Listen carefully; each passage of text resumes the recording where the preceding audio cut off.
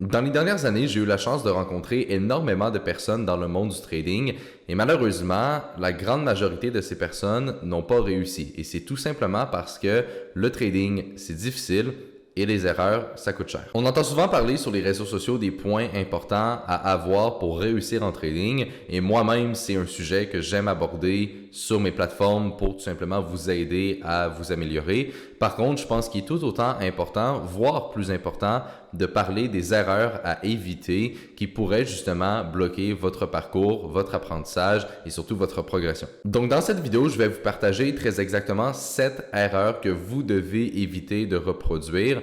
Et si vous êtes capable de ne pas faire ces erreurs, ça va déjà énormément vous aider à améliorer vos résultats en trading et éventuellement avoir beaucoup de succès. Donc la première erreur que vous pourriez faire, c'est tout simplement le fait de ne pas suivre un système avec des règles précises. Donc si quand vous prenez un trade, là, vous y allez de façon un peu différente à chaque fois et que vous y allez un peu au feeling, évidemment, ça ne va pas fonctionner et vos trades ne vont pas être optimales. Donc, qu'est-ce qu'il faut faire? C'est avoir un système et avoir des règles strictes qui sont mises en place qui vont vous permettre justement de prendre des trades qui vont souvent au final se ressembler, mais que c'est des trades justement qui ont fait leur preuve de bien fonctionner. Et donc, si vous arrivez à limiter les trades que vous prenez pour ce type d'opportunité, c'est justement de cette façon-là que vous allez réussir à optimiser les résultats et surtout aller chercher une constance sur du long terme. Le deuxième point, c'est tout simplement le fait de prendre beaucoup trop de risques. Et ça, c'est une erreur que je vois très fréquemment. Et la raison, c'est tout simplement que souvent, quand les gens se lancent en trading, ils n'ont pas un gros capital avec lequel travailler. Donc, ça va peut-être être un $500, $1000, $2000, $5000, mais on s'entend, c'est un capital qui est assez petit. Et le problème avec ça, c'est que si vous avez un petit capital, évidemment, vous n'allez pas faire énormément d'argent.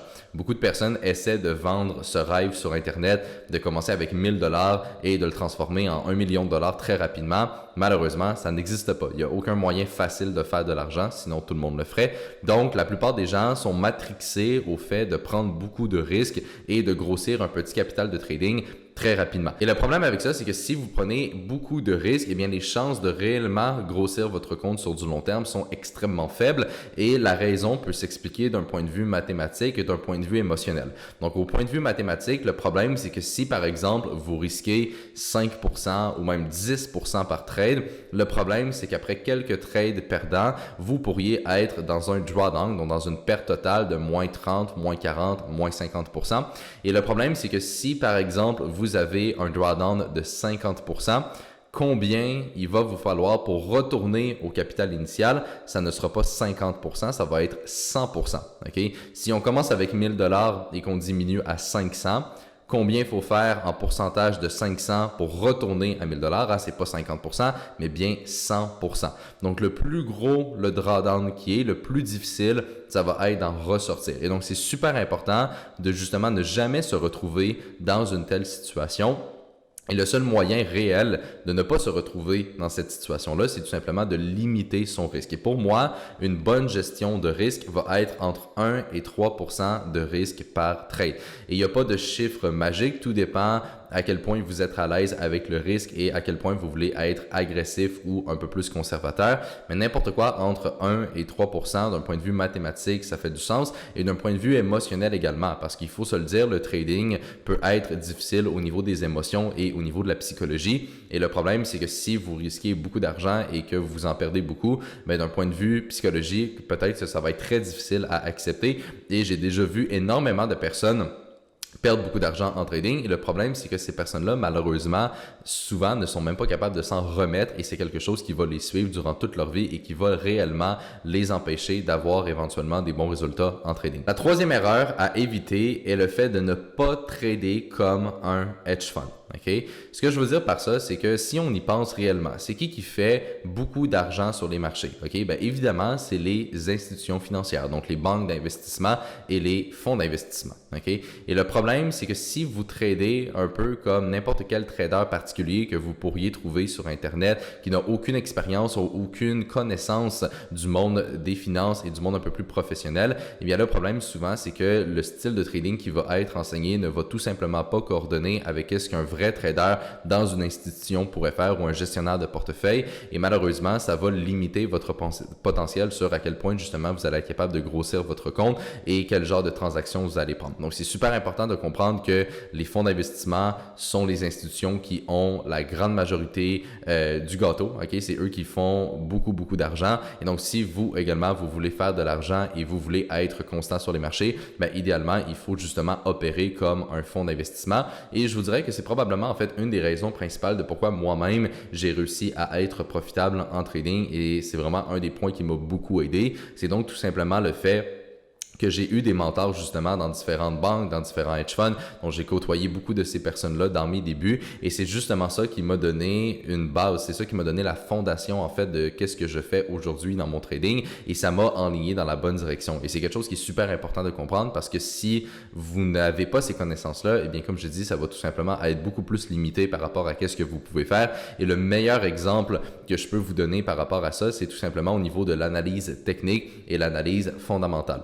On le sait, dans le monde du trading retail, donc les traders à la maison, l'analyse technique, c'est ce qui est le plus populaire. Donc, regarder les graphiques, identifier des gros niveaux, identifier des tendances, etc. et prendre des trades uniquement par rapport à l'analyse technique. Le problème dans tout ça, c'est que les gens vont souvent négliger presque à 100% l'analyse fondamentale. Donc, c'est souvent le point qui revient le plus souvent comme étant une faiblesse, mais en réalité, c'est pas une faiblesse, c'est tout simplement que les gens délaissent ce point-là au détriment de justement l'utiliser. Et le problème dans tout ça, c'est que si vous allez dans un fonds d'investissement ou dans une banque par exemple, eh bien le point le plus important, c'est l'analyse fondamentale et non l'analyse technique. Okay? Et ça, c'est justement quelque chose que peu de personnes le réalisent, j'ai l'impression, et c'est pour ça que beaucoup font l'erreur de seulement se concentrer sur l'analyse technique, mais l'analyse fondamentale est tout autant, voire plus importante que l'analyse technique, et donc c'est super important de ne pas délaisser ce point-là, et je pourrais faire en fait une autre vidéo entièrement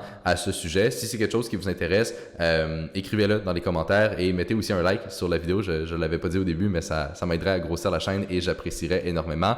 Donc mettez un like sur la vidéo si vous voulez que je fasse une autre vidéo où est-ce que j'explique réellement les critères importants à savoir sur comment trader comme un hedge fund et non juste comme un trader particulier à la maison. Et si je vois que la vidéo a beaucoup de likes, bien évidemment, je prendrai le temps de faire cette vidéo. Bref, pour revenir au point que je disais, il faut se concentrer sur l'analyse fondamentale et non seulement l'analyse technique. Et ça, c'est un des points, donc, parmi tant d'autres, qui fait une différence entre un hedge fund et un trader particulier. Donc, il faut apprendre comment fonctionner comme un hedge fund pour justement optimiser ses probabilités de succès. Le quatrième point qui littéralement empêche énormément de personnes de réussir, je pense que c'est l'un des plus importants, c'est tout simplement le manque de discipline. Ok? Beaucoup de personnes aujourd'hui ne sont pas disciplinées et ne sont pas capables de se tenir à un plan et à une routine. Et je vous le jure, si c'est le cas pour vous, vous allez jamais réussir. C'est super important donc de comprendre que la discipline, c'est ça qui crée une constance. Et la constance, c'est ça qui amène des bons résultats en trading. Donc, si vous n'avez pas de discipline, si vous n'êtes pas capable, par exemple, d'avoir des saines habitudes de vie, de bien manger, de bien dormir et vraiment d'avoir une routine par rapport à votre trading, de quand est-ce que vous allez regarder les marchés, quel genre de trade vous allez prendre, etc. Et donc, avoir la discipline de suivre son système et de suivre ses règles. Si vous manquez ce point-là, je vous le dis, vous n'allez pas être profitable. Donc, il faut faire énormément de développement personnel. C'est quelque chose que moi-même, j'ai beaucoup fait dans les dernières années pour essayer de m'améliorer en tant qu'individu. Et ce qui arrive, c'est que nos habitudes de vie dans le côté personnel va justement impacter notre trading. Okay? Et ça, c'est super important de comprendre que les deux sont interreliés. Donc, votre vie personnelle impacte votre trading et à l'inverse, votre trading impacte également votre vie personnelle. Et donc, c'est super important de comprendre le lien entre les deux et donc de travailler sur sa personne pour devenir quelqu'un de plus discipliné et qui a des meilleures habitudes de vie. Et c'est de cette façon-là qu'on peut également optimiser son trading. La cinquième erreur, c'est tout simplement le fait de connaître seulement un marché. Et ça, c'est quelque chose que je vois encore une fois très souvent. Les gens vont se concentrer uniquement sur un marché. Et au début, c'est pas forcément une mauvaise chose parce que quand qu'on se lance en trading, il y a beaucoup de points à apprendre et il y a beaucoup de connaissances à aller chercher. Donc, de se concentrer seulement sur un marché, ça peut faciliter un petit peu donc le processus d'apprentissage et venir simplifier tout ça. Par contre, quand vous arrivez à un niveau un peu plus avancé, où est-ce que vraiment vous êtes prêt à trader et aller chercher des résultats, il faut comprendre donc que tous les marchés sont interreliés et personnellement, pour prendre une décision sur un marché par rapport à un trade, bien évidemment, il faut que je sache qu'est-ce qui se passe sur les autres marchés et qu'est-ce qui se passe en général aussi par rapport à l'analyse fondamentale. Donc, c'est super important d'avoir une vision globale des marchés et de comprendre justement c'est quoi les relations entre les différents marchés, parce que si vous n'avez pas ça, vous allez toujours être limité dans votre compréhension et dans vos réflexions sur vos trades et ça va vous porter à prendre des trades peut-être qui ne sont pas les plus optimisés. Le prochain point est tout simplement le fait de comprendre ses émotions. Et ici, il faut mettre l'accent sur le mot comprendre et non éliminer. Okay? Il y a beaucoup de personnes qui pensent qu'ils peuvent éliminer leurs émotions, qui peuvent les retirer totalement et qui peuvent ne pas avoir d'émotions. Et c'est ça souvent que je vois les gens faire en trading. Ils veulent essayer de complètement juste éradiquer les émotions. Le problème dans tout ça, c'est qu'on est tous des êtres humains et les êtres humains ont des émotions. Okay? Donc naturellement, vous ne pouvez pas éliminer totalement vos émotions. Donc au lieu d'essayer de peine et de misère d'éliminer vos émotions et de tout retirer, essayez plutôt de comprendre vos émotions. Donc, par exemple, si vous avez une émotion, posez-vous la question. Pourquoi j'ai cette telle émotion-là? Qu'est-ce que l'émotion essaie de me dire comme message et comment je peux m'améliorer par rapport à ça? Ça, c'est un travail de développement personnel, encore une fois, que je fais beaucoup avec nos étudiants au sein de notre programme de coaching.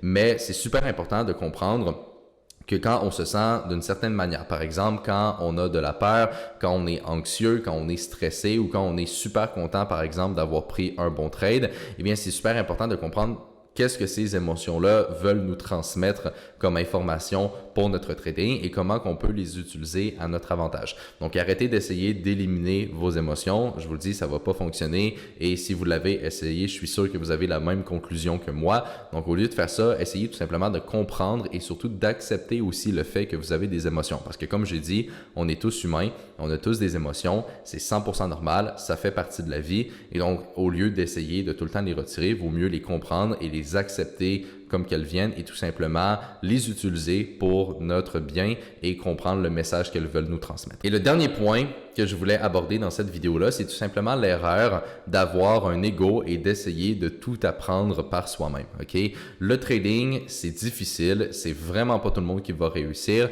et comme je le dis depuis souvent, avoir accès à la bonne information, c'est très, très, très important. Et si vous n'avez pas accès à cette information-là, les chances de réussite sont vraiment faibles. Okay? Et ça ne veut pas forcément dire que c'est impossible de réussir tout seul.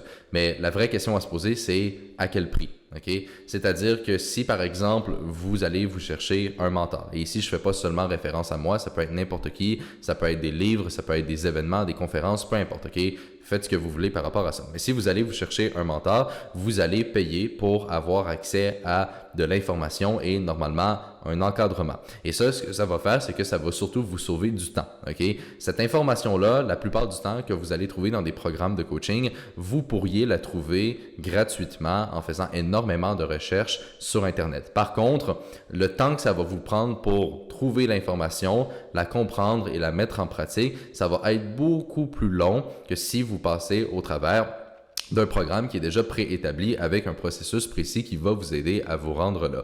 Donc, c'est super important de comprendre que réellement, l'avantage d'aller se chercher un mentor et d'apprendre avec d'autres personnes, c'est oui d'avoir accès à la bonne information, quelque chose qui a fait ses preuves, mais également de sauver beaucoup de temps. Et donc, si vous le faites, bien, vous allez payer de l'argent, mais vous allez sauver du temps. Et si vous essayez de le faire tout seul de votre côté, vous allez sauver un peu d'argent, c'est certain, mais ça va vous prendre beaucoup plus de temps. Et donc, la question à se poser, c'est combien vaut 6 mois, 1 an, 2 ans, 5 ans de ma vie que peut-être que vous allez pouvoir sauver en payant tout simplement un peu d'argent pour vous former avec les bonnes personnes. Et ça, c'est quelque chose que moi-même, j'ai appliqué dans ma vie. Peu importe qu'est-ce que j'ai voulu apprendre depuis que j'ai l'esprit entrepreneur et que je suis en trading, j'ai toujours essayé de m'entourer des meilleurs et j'ai jamais hésité à payer pour du coaching, payer pour de l'encadrement ou avoir accès aux bonnes informations. Je pense que c'est quelque chose qui a énormément de valeur et qui moi-même m'a aidé à avancer beaucoup plus rapidement vers mes objectifs. Et c'est pour ça qu'aujourd'hui, à seulement 22 ans, eh bien, je suis capable de faire du trading à temps plein et que j'ai déjà atteint beaucoup de mes objectifs que j'avais dans ma vie. Donc, à mon avis, ces 7 erreurs-là, c'est réellement ce que vous devez vous concentrer à éviter. Et si vous êtes capable de le faire et de ne pas tomber dans ces pièges, vous allez atteindre vos objectifs beaucoup plus rapidement et ça va réellement mieux fonctionner. J'espère que vous avez apprécié cette vidéo. Si oui, vous pouvez la partager et mettre un like, comme j'ai dit, sur la vidéo. Et là-dessus, je vais tout simplement vous retrouver dans ma prochaine vidéo.